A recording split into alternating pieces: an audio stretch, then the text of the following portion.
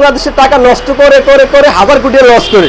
আর যখন বাংলাদেশে ইস্যু হয়েছে, যখন মাইলস্টোনে দুর্ঘটনা ঘটছে, তখন ভিক্ষা ঝুলিলে বয়ে রয়েছে যে আমার ভিক্ষা দেন। নির্লজ্জ বেহায়া একটা সরকার।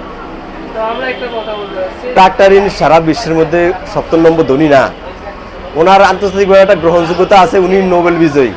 তবে পৃথিবীতে অনেক নোবেল বিজয়ী যে এলো আছে, বুঝছেন, যে এলো আছে।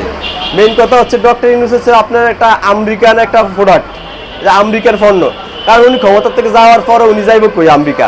আর ওনার সাথে বিল ক্লিন্টনের যে ফ্যামিলি, হিলারি ক্লিন্টনের ওই ফ্যামিলির খুব ঘনিষ্ঠ সম্পর্ক আছে। উনি আমেরিকার যে এজেন্ডা ওইটা বাস্তবায়ন করার জন্য এখানে আসছে। আমরা আগের সরকারের যতই ফ্যাসিস্ট বা স্বৈরাচার বলি, আমাদের ওই ফ্যাসিস্ট সরকার কিন্তু করিডোর দেয় নাই, বন্দর দেয় নাই, হ্যাঁ এগুলো দেয় নাই। কিন্তু এই সরকার তো গোপনে সব কিছুই দেয়। হ্যাঁ, আমরা তো ফ্যাসিস্ট বলি, আজকে ফ্যাসিস্ট দেখেন একটা বার্ন ইউনিট তৈরি করছে, যে বার্ন ইউনিটের কারণে হাজারো মানুষের জীবন বাঁচে। কিন্তু আপনি ফ্যাসিস্ট না, আপনি ভালো মানুষ, আপনি করিডোর দেন কা? এটা ছোট্ট একটা দেশ, এই দেশে মানুষ গায়ে গায়ে বাজে, তারপরে আপনি করিডোর দেন, আপনি বন্দর দেন, তারপরে সবই দিয়া দেন রে ভাই। এটা তো উচিত না। আর আমরা ফ্যাসিস্ট কই কারে? ফ্যাসিস্ট তো ভালো আছিল, যে ফ্যাসিস্টের আমলে দেশ ভালো চলছে, যে ফ্যাসিস্ট ফ্লাইওভার মেট্রো রেল বানাইছে, যে ফ্যাসিস্ট পদ্মা ব্রিজ বানাইছে, যে ফ্যাসিস্ট রামপুর পারমাণবিক বিদ্যুৎ বানাইছে, কর্ণফুলী টানেল বানাইছে, এই যে এলিভেটেড এক্সপ্রেসওয়ে বানাইছে, ওই ফ্যাসিস্টই তো ভালো। আপনি ভালো, খুব ভালো। আপনি কি করছেন? 1 বছর সময় পাইছে ডক্টর ইউনূস, 1 বছর কি করছে?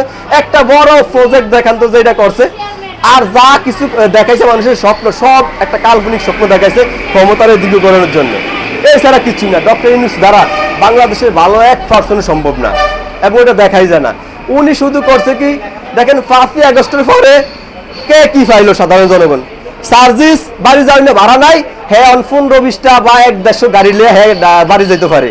আর হান্নান মাসুদ আমার এলাকার ও বিল্ডিং করা শুরু করছে। কিন্তু সাধারণ জনগণ আমি আর কে কি পাইছি? কিছুই পাই না। তা আমরা কি পাইছি? কিছুই তো না। এই সরকার তো শুধু এনসিপির সরকার, অগরে প্রতিষ্ঠিত করার জন্যই এই সরকার আছে।